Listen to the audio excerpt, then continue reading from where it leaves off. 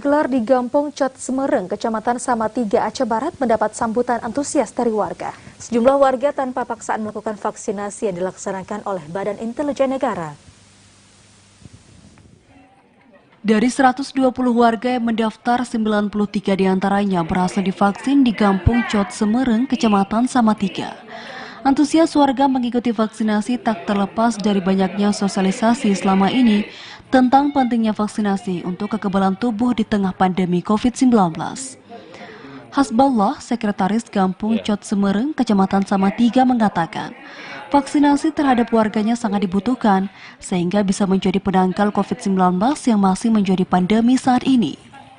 Kami dari pemerintah Gampong Cot Semereng dengan ini mengucapkan terima kasih yang sebesar-besarnya yang tak terhingga kepada seluruh komponen yang hadir, terutama kepada Badan Intelijen Negara, BIN, yang pada hari ini cukup aktif dalam membantu masyarakat Gampong Cot Semereng untuk terlaksananya vaksin yang bagi kami sangat-sangat istimewa pada hari ini. Program vaksinasi terhadap masyarakat yang saat ini dilakukan pemerintah dinilai sangat besar manfaatnya, sebab dengan adanya vaksinasi diharapkan bisa memutus mata rantai penyebaran COVID-19. Dari Melabuh, Aceh Barat, Azhar TVRI melaporkan.